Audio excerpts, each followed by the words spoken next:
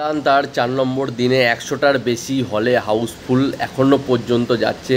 এটা মানে ফাটাফাটি একটা নিউজ, ঠিক আছে। এবং সোমবারের দিনে যে এরকম একটা নিউজ পেয়েছি 100+ হলেও হাউসফুল, অলমোস্ট ফুল, ভাই মারাত্মক নিউজ। সব ধরনের সিনেমা এরকম দেখা যায় না। এমনি তো 3.5 কোটি হয়ে গেছিলো। আজকেরটা যদি ধরে নেওয়া হয়, মানে সোমবারটা যদি ধরে নেওয়া হয়, মোটামুটি কালেকশান গিয়ে দাঁড়াতে পারে 4.5 কোটি টাকার কাছাকাছি বলছি। 4.5 কোটি টাকার ওপরে নাও হতে পারে, নিচে হতে পারে, ঠিক আছে। তাই এই হচ্ছে ব্যাপারটা। এইরকম একটা হিউজ কালেকশান খাদান এনে দিচ্ছে আমাদের সবাইকে এবং বাংলা ইন্ডাস্ট্রিকে, ঠিক আছে। এবং এই ছবিটা আরও জাম্প নিতে চলেছে। 25 ডিসেম্বর আসছে, মানে কালকে প্লাস মঙ্গলবারে কালেকশন থাকবে। তা এইসব মিলিয়ে মোটামুটি 7 দিনে কিংবা 6 দিনে বইটা তার অ্যাকচুয়াল যে বাজেট 7 কোটি 8 কোটি টাকা যে বাজেট, সেটা আরাম করে রিকভার করে নেবে মাত্র 6-7 দিনের মধ্যে। ভাই খাদানকে ব্লকবাস্টার বানানোর জন্য বাংলার মানুষের অনেক বড় একটা হাত আছে।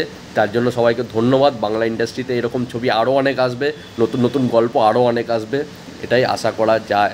এবং তোমাদের আরও একটা কথা বলে রাখি, 25 তারিখে বেবি জন রিলিজ হচ্ছে, ঠিক আছে, যেখানে সালমান খানের কেমিও আছে 10 মিনিটের যতদূর শোনা যাচ্ছে। তা সেই বেবি জনের টিকিট সেলিং, ভাই বলিউডের সিনেমা জানোই তো কত বড় স্কেলে রিলিজ হচ্ছে, ঠিক আছে। প্যান ইন্ডিয়াতে রিলিজ না হলেও বড় স্কেলের তো একটা বড় সিনেমা তো পাবেই, প্লাস ওয়েস্ট বেঙ্গলও ভালো একটা সিনেমা পাবে, মানে সোর্স পাবে। তা সেই সব সোর্স নিয়ে, ঠিক আছে, এখন বেবি জন মোটামুটি যা টিকিট কালেকশন করছে 24 ঘন্টায়, মানে অ্যাডভান্স বুকিং করছে 24 ঘন্টাতে, তাতে খাদান ভাই শুধু ওয়েস্ট বেঙ্গল রিলিজ হয়ে খাদান অনেকটা এগিয়ে। তোমরা খালি বুকমাই শোটা খুলে দেখো একবার ভাই, আমি দিয়ে দিচ্ছি সকালে স্ক্রিনশট, আর এখনও এই একই খবর, খাদান এগিয়ে সবসময়। 24 ঘন্টার যদি তোমরা দেখো, খাদান এগিয়ে আছে বেবি জনের থেকেও। মানে বেবি জন অত বড় স্কেলে বলিউডে রিলিজ হচ্ছে, তার সত্ত্বেও খাদান শুধু ওয়েস্ট বেঙ্গলে রিলিজ হয়ে এরকম ফাটিয়ে দিচ্ছে। তাহলে এই খাদান সিনেমাটা যদি প্যান ইন্ডিয়া স্কেলে কিংবা বলিউডের স্কেলে যদি রিলিজ হতো ভাই, অতগুলো শো পেতো ভাই, খাদান সিনেমাটা কী করতো কোনো কিছু ধারণার বাইরে আছে পুরো।